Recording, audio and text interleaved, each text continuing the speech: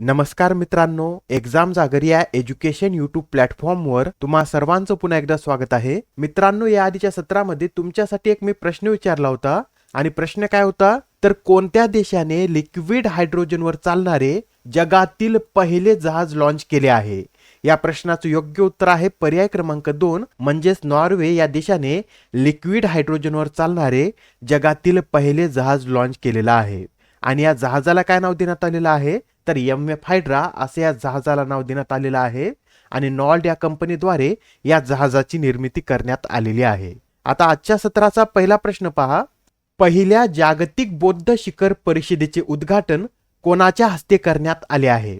ही जी पहिली जागतिक बौद्ध शिखर परिषद आहे याचं उद्घाटन पंतप्रधान नरेंद्र मोदी यांच्या हस्ते करण्यात आलेलं आहे. आणि मित्रांनो, या परिषदेच्या बीज भाषणामध्ये पंतप्रधान नरेंद्र मोदी यांनी एक विधान केलेलं आहे, ते नोट करून घ्या.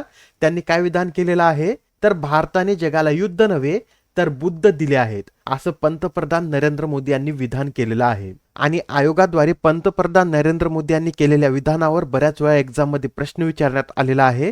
त्यासाठी हे विधान तुम्हाला लक्षात ठेवायचं आहे. हे विधान पंतप्रधान नरेंद्र मोदी यांनी जागतिक बौद्ध शिखर परिषदेमध्ये केलेलं आहे.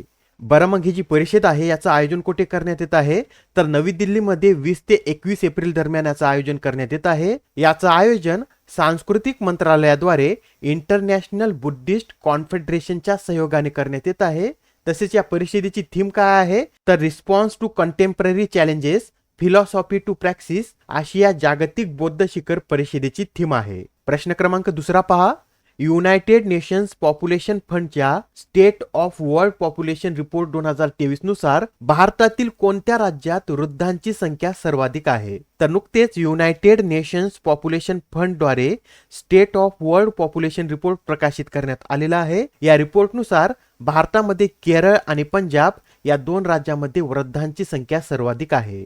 म्हणजेच या प्रश्नाचं योग्य उत्तर काय असेल, तर पर्याय क्रमांक 4 हे या प्रश्नाचं योग्य उत्तर आहे. बरं, हे झाले भारतातील सर्वाधिक वृद्ध असलेले राज्य. तसेच आता भारतातील सर्वाधिक तरुणांची संख्या असलेले राज्य कोणते आहेत, तर बिहार आणि उत्तर प्रदेश हे भारतातील सर्वाधिक तरुणांची संख्या असलेली राज्य आहेत. आणि या अहवालानुसार भारतातील 0 ते 14 वयोगटातील नागरिकांची संख्या ही 25% आहे. 15 ते 64 टक्क्यामधील नागरिकांची संख्या ही 68% आहे. आणि 65 पेक्षा अधिक वय असलेल्या नागरिकांची संख्या ही 7% इतकी आहे. याबरोबरच या रिपोर्टनुसार कोणता देश हा जगातील सर्वाधिक लोकसंख्येचा देश ठरला आहे, तर आपला भारत आता जगातील सर्वाधिक लोकसंख्येचा देश ठरलेला आहे. आणि भारताने चीनला सुद्धा लोकसंख्येच्या बाबतीत मागे टाकलेला आहे. या अहवालानुसार भारताची लोकसंख्या ही 142.86 कोटी झालेली आहे, तर चीनची लोकसंख्या ही 142.57 कोटी इतकी आहे. तसेच यामध्ये तिसऱ्या क्रमांकावर कोणता देश आहे, तर अमेरिका आहे. अमेरिकेची लोकसंख्या ही 34 कोटी आहे. चौथ्या क्रमांकावर इंडोनेशिया आहे. इंडोनेशियाची लोकसंख्या ही 27.75 कोटी आहे. तर पाकिस्तान लोकसंख्येच्या बाबतीत 5व्या स्थानावर आहे. पाकिस्तानमधील लोकसंख्या ही 24.05 कोटी आहे. या अहवालाच्या अंदाजानुसार 2050 मध्ये भारताची लोकसंख्या किती असेल, तर 166.8 कोटी इतकी असेल. त्यावेळेस चीनची लोकसंख्या ही कमी होऊन 131.7 कोटी इतकी होईल, असे या अहवालामध्ये म्हटलेलं आहे. याबरोबरच या अहवालामधील इतर काही महत्त्वाच्या बाबी सुद्धा नोट करून घ्या. सध्या भारतातील पुरुषांचे आयुष्यमान किती आहे, तर 71 वर्ष इतके आहे. तर महिलांचे हेच आयुष्यमान 74 वर्षे इतके आहे. तसेच 2030 पर्यंत भारतातील ज्येष्ठ नागरिकांची संख्या आत्ताच्या दुप्पट म्हणजेच 19,20,00,000 इतकी होईल. आणि 2050 पर्यंत 5 पैकी 1 भारतीय हा ज्येष्ठ नागरिक असेल, असे या अहवालामध्ये सांगितलेलं आहे. आणि हा जो अहवाल आहे हा कधीपासून प्रकाशित करण्यात येत आहे, तर 1950 पासून हा अहवाल प्रकाशित करण्यात येत आहे. प्रश्न क्रमांक तिसरा पहा. कोणत्या संस्थेने मिशन 50K EV4 इको सुरू केले आहे? तर हे जे मिशन 50K EV4 इको आहे याची सुरुवात सिडबी द्वारे करण्यात आलेली आहे. आणि या मिशनचा उद्देश काय आहे, तर इलेक्ट्रिक वाहनांसाठी परवडणाऱ्या दरात वित्त पुरवठा उपलब्ध करून देणे आणि बॅटरी स्वीपिंगसह चार्जिंग पायाभूत सुविधा विकसित करणे हा या मिशनचा उद्देश आहे. मित्रांनो, हे जे सिडबी आहे याचं फुल फॉर्म काय आहे, तर small industries development bank of India असे याचं पूर्ण स्वरूप आहे. आणि याची स्थापना 2 एप्रिल 1990 मध्ये करण्यात आलेली आहे. याचं मुख्यालय कुठे आहे? तर या बँकेचं मुख्यालय लखनौ येथे आहे आणि लघु उद्योगांना समर्थन आणि प्रोत्साहन देण्यासाठी या सिडबीची स्थापना करण्यात आलेली आहे. तर सिडबी विषयीचे एवढे पॉईंट नोट करून घ्या. एक्झाम मध्ये बऱ्याच वेळा यावर प्रश्न विचारण्यात आलेला आहे. प्रश्न क्रमांक 5 पहा. राष्ट्रीय सुरक्षा परिषद सचिवालयात नवीन लष्करी सल्लागार म्हणून कोणाची नियुक्ती करण्यात आली आहे? तर नुकतेच राष्ट्रीय सुरक्षा परिषद सचिवालयात नवीन लष्करी सल्लागार म्हणून एअर मार्शल संदीप सिंग यांची नियुक्ती करण्यात आलेली आहे. त्यांनी याआधी वायुसेनेचे उपप्रमुख म्हणून देखील कार्य केलेलं आहे आणि आता त्यांची नियुक्ती अनिल चौहान यांच्या जागी नवीन लष्करी सल्लागार म्हणून करण्यात आलेली आहे. ते आता राष्ट्रीय सुरक्षा सल्लागार अजित डोभाल यांच्यासोबत लष्करी सल्लागाराची भूमिका साकारतील. बरं मित्रांनो, ही जी राष्ट्रीय सुरक्षा परिषद आहे याची स्थापना कधी करण्यात आलेली आहे?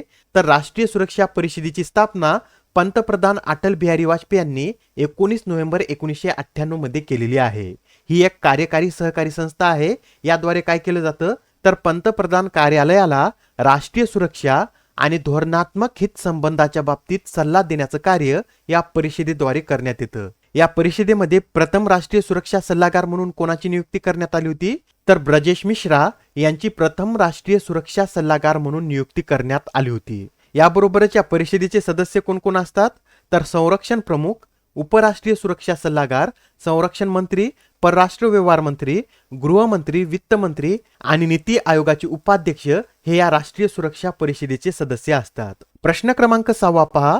कॉम्प्रेस्ड बायोगॅसवरील जागतिक परिषदेचं आयोजन कोणत्या शहरात करण्यात आले आहे? तर कॉम्प्रेस्ड बायोगॅसवरील जागतिक परिषदेचं आयोजन दिल्लीमध्ये करण्यात आलेलं आहे. ही जी परिषद आहे ही 17 आणि 18 एप्रिल रोजी आयोजित करण्यात आली होती आणि याचं आयोजन IFGE CBG प्रोड्युसर्स द्वारे करण्यात आलेलं आहे. याबरोबरच मित्रांनो हे सुद्धा नोट करून घ्या, 2030 पर्यंत ऊर्जा मिश्रणातील गॅसचा वाटा 15% पर्यंत वाढवण्याचे भारताचे उद्दिष्ट आहे. प्रश्न क्रमांक 7 पहा. Federation of Indian chambers of commerce and industry ladies ऑर्गनायझेशनच्या अध्यक्षपदी कोणाची नियुक्ती करण्यात आली आहे?